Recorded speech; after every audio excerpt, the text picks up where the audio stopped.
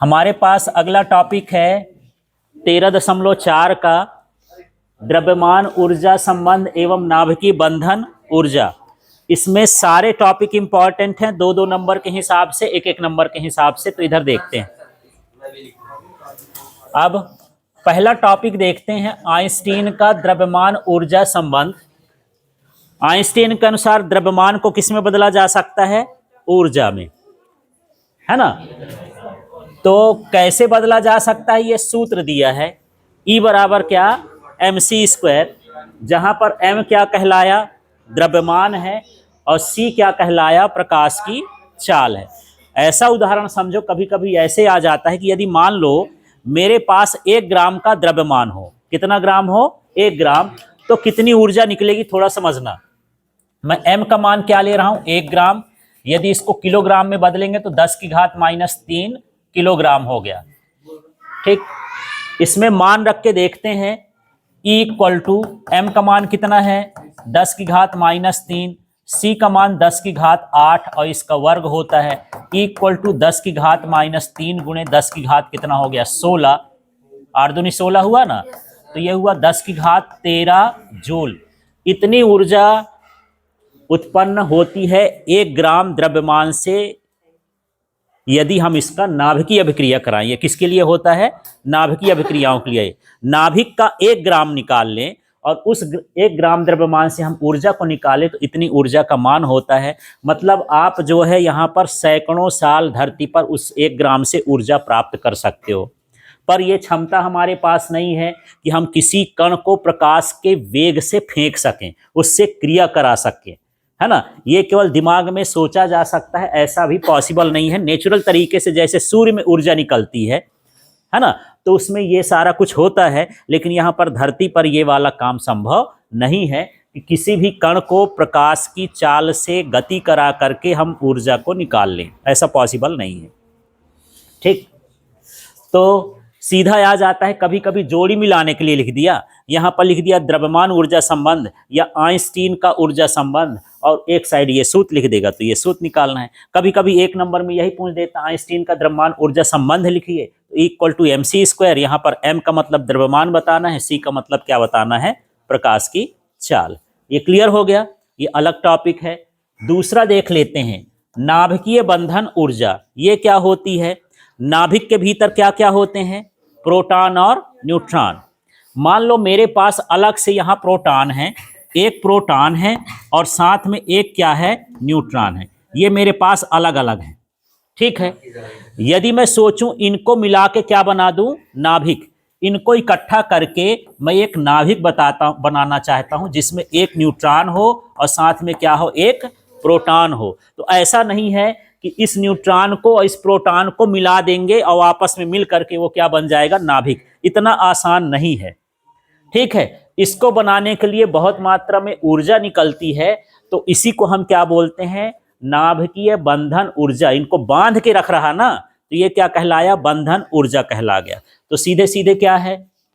एक न्यूट्रॉन माने निश्चित संख्या में न्यूट्रॉनों और प्रोटॉनों को मिलाकर के नाभिक बनाने में जो ऊर्जा मुक्त होती है, निकलती है, उसे क्या कहेंगे? बंधन ऊर्जा। इसका उल्टा भी बोल सकते हो, नाभिक से न्यूट्रॉन और प्रोटॉन को अलग करने के लिए जो ऊर्जा की आवश्यकता होगी, उसे हम क्या कहेंगे? बंधन ऊर्जा। दोनों तरह से न्यूट्रॉन और प्रोटॉन को मिलाना है तो ऊर्जा निकलेगी, उस ऊर्जा को मान को हम क्या बोलेंगे? बंधन ऊर्जा। या दूसरा तरीका है, न्यूट्रॉन और प्रोटॉन को अलग करेंगे तो ऊर्जा की जरूरत पड़ेगी, तो उस जितनी ऊर्जा की जरूरत पड़ेगी वो क्या कहलाएगी? उसकी बंधन ऊर्जा। तो बंधन ऊर्जा का सीधा परिभाषा है, फिर से देख लो, क्या बोलेंगे? वही है बंधन ऊर्जा, नाभिकीय बंधन ऊर्जा। यहाँ पर नाभिकीय शब्द का मतलब ये है, जैसे हमारे जो ग्रह हैं वो सूर्य से बंधे हुए हैं, उपग्रह जो हैं वो ग्रह से बंधे हुए, तो उनकी भी बंधन ऊर्जा होती, कोई किसी से कितना बंधा हुआ है, ठीक है। तो ये नाभिक वाला है तो नाभिकीय बंधन ऊर्जा है। तो यहाँ पर यदि मैं बंधन ऊर्जा बोल रहा हूँ तो मतलब नाभिक से ही रिलेटेड है यहाँ, ठीक है ना। ऐसे तो क्या बोलोगे? एक बार आप लोग बोल के देखो, क्या है? क्या? हाँ, निश्चित न्यूट्रॉन और निश्चित प्रोटॉनों की संख्या से नाभिक बनाने के लिए जो ऊर्जा मुक्त होती है उसे क्या कहेंगे? नाभिकीय बंधन ऊर्जा। दूसरा बोलो, यहीं से, यहाँ से उल्टा कर देंगे। नाभिक से न्यूट्रॉन और प्रोटॉन को अलग करने के लिए जो ऊर्जा आवश्यक होती है उसे हम क्या कहते हैं? बंधन, नाभिकीय बंधन ऊर्जा। क्लियर हो गया? ठीक। अब ये बंधन ऊर्जा मिलती कहाँ से है? तो ये मिलती है द्रव्यमान क्षति से। अब द्रव्यमान क्षति हम आगे पढ़ेंगे, पर द्रव्यमान क्षति है क्या? जैसे मान के चलो कि यदि ये 3 लोग हैं और ये तीनों का मिला करके द्रव्यमान यदि इकट्ठा तौलते हैं तो पता चलता है कि इनका द्रव्यमान मान के चलते हैं सब मिला करके 150 किलोग्राम। तीनों को मिला के कितना है? 150 किलोग्राम। अब मैं एक काम करता हूं, इनको अलग तौला तो मान के चलो ये 35 किलोग्राम है, दूसरे 45 किलोग्राम है और तीसरे जो हैं 50 किलोग्राम है। ये कितना हो गया यार? जोड़ो तो, मैं तो ऐसे लिख दिया हूं।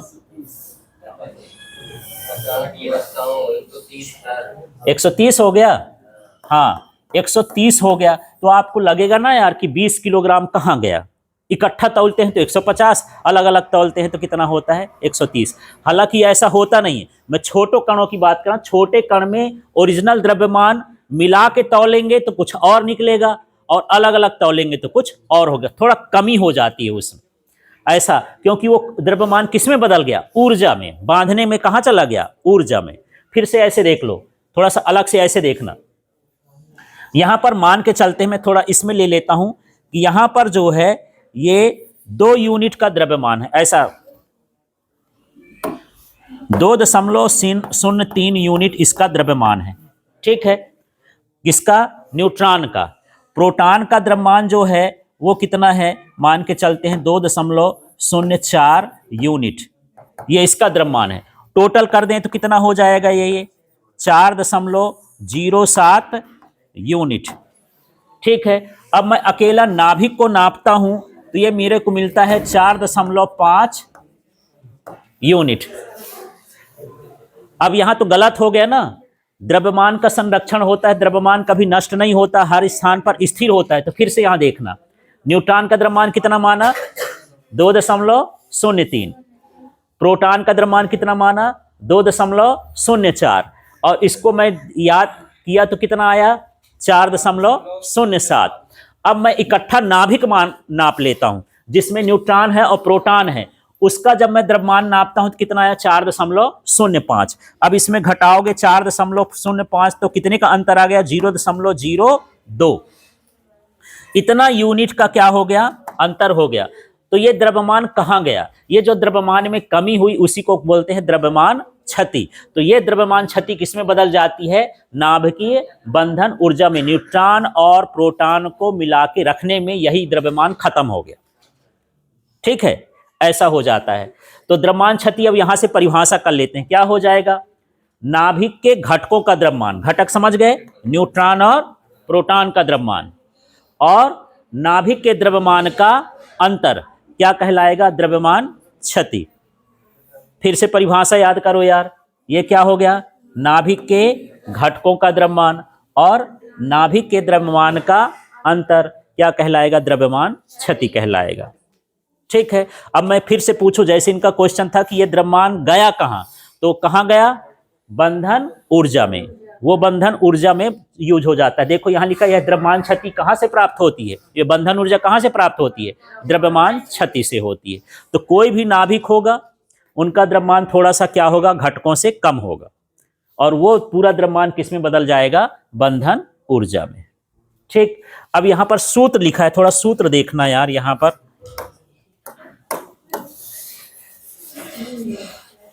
पर सूत्र है हमारे पास।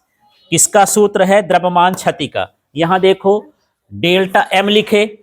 अब मैं बोल रहा हूं प्रोटॉनों का द्रव्यमान धन न्यूट्रॉनों का द्रव्यमान, और ऋण में क्या होना चाहिए? नाभिक का द्रव्यमान। परिभाषा क्या कहता है? नाभिक के घटकों का द्रव्यमान। तो नाभिक में 2 घटक होते हैं, एक होता है न्यूट्रॉन और एक होता है प्रोटॉन।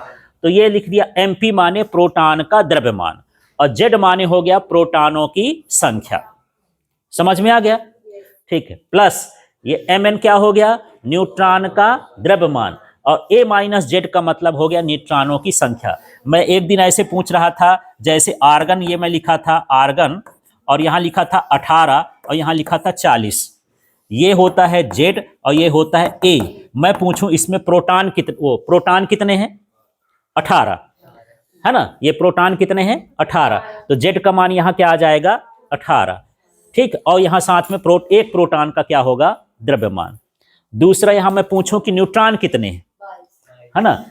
40 में 18 घटा दोगे, क्या हो जाएंगे? 22। मतलब न्यूट्रॉन की संख्या a माइनस जेड होती। मैं ये बता रहा हूं, यहाँ a माइनस जेड लिखा है ना, a माइनस जेड हो गया न्यूट्रॉन की संख्या, न्यूट्रॉन का द्रव्यमान। और ये किसका द्रव्यमान हो गया?